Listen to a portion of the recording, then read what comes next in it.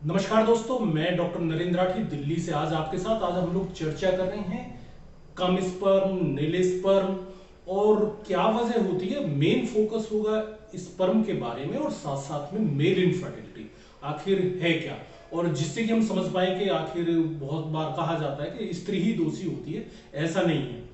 तो दोस्तों, वीडियो शुरू करने से पहले मेरे चैनल को सब्सक्राइब करें, पसंद आए तो जरूर लाइक करें, कोई क्वेश्चन पूछना हो तो आप पूछ सकते हैं।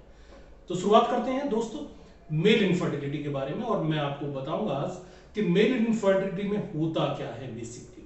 देखिए, सबसे पहले आप समझ लीजिए, जैसा कि मैं बार बार अपने वीडियो में बताता हूं कि तीन चीजें बहुत जरूरी होती हैं आदमी के स्पर्म का ठीक होना, मतलब एक बीज पॉइंट है वो, साथ साथ में ओवम का अच्छा होना, अंडे का अच्छा होना, फॉलिकल का अच्छा होना, मेन शब्द फॉलिकल है वैसे, फॉलिकल का अच्छा होना, साथ साथ में हमारे यूट्रस का अच्छा होना, उसमें ये कैपेसिटी होना कि वो उसको बच्चे को जो एम्ब्रियो बन के आए ट्यूब से उसको पकड़ सके।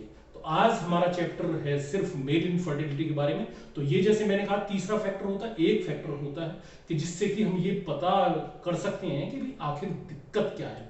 कई बार हम लोगों ने देखा है कि स्पर्म काउंट ठीक है, फीमेल भी ठीक है, तब भी नहीं हो पाता है, तब भी स्पर्म की वजह से ऐसा होता है।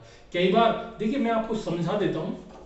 देखिए, टेस्टिस होते हैं, और ये जो टेस्टिस होते हैं जो आप देख रहे हैं, इसमें इसमें ही बनता है स्पर्म। स्पर्म इसमें से बन के और ये इस डक्ट के द्वारा यहां से होता हुआ प्रोस्टेट का पानी लेता हुआ बाहर निकलता है।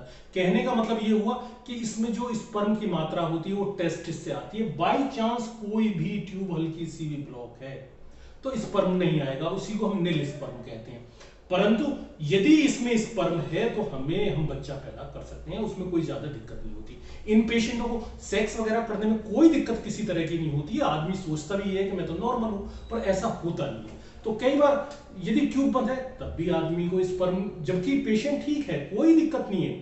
तो इसमें हम लोग करते क्या है कि टेस्टिस में से हम डायरेक्ट स्पर्म निकाल सकते हैं। आजकल ये टेक्नोलॉजी अवेलेबल है अच्छी जगह पर। तो सबसे पहली बात तो ये है कि नील स्पर्म वाले बिल्कुल भी ना घबराएं। अब देखना क्या है कि पेशेंट को ये देखना है कि ये ट्रीटेबल है या नहीं है, हमको क्या ट्रीटमेंट करना है। अचानक वैसे आप दवाई खाते रहते हैं, उसकी कोई जरूरत नहीं होती। कई बार हम लोगों ने देखा है कि फीमेल बिल्कुल नॉर्मल है, सब कुछ उसके पैरामीटर्स नॉर्मल है।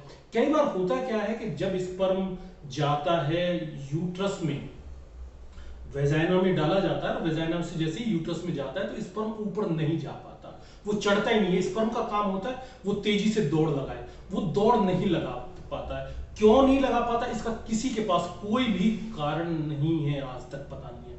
यदि वो पहुंच भी गया, कहां तक जाना होता है उसे, फॉलोपिन ट्यूब तक जाना पड़ता है दोस्तों। जब वो फॉलोपिन ट्यूब तक उसको जाना होता है और वो नहीं जा पाता है, तब भी इनफर्टिलिटी होती है। जबकि पैरामीटर जो है नॉर्मल रिपोर्ट होती है, सारी रिपोर्ट आप देखेंगे, रिपोर्ट इज नॉर्मल।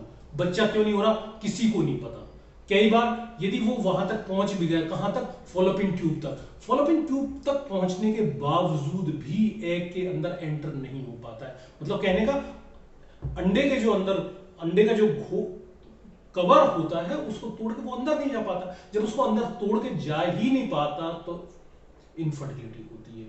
हमारे ग्रंथों में जो कहा गया है वो इसीलिए कहा गया है कि आदमी और औरत आप दोनों को मेडिसिन दीजिए। तो अब हम लोग भी ऐसे ही कर रहे हैं कि 2 महीने यदि हम लोग दोनों को देते हैं तो बहुत अच्छे रिजल्ट हम लोगों को मिलते हैं। करना क्या है, बहुत ज्यादा कुछ, देखिए बहुत छोटे छोटे उपायों के चक्कर में मत पड़िए कि आप सोचिए भाई छोटी छोटी चीजों से आपका काम चल जाएगा। जो औषध हैं जिनका वर्णन हमारे ग्रंथों में लिखा हुआ है उसी का आप उपयोग करें।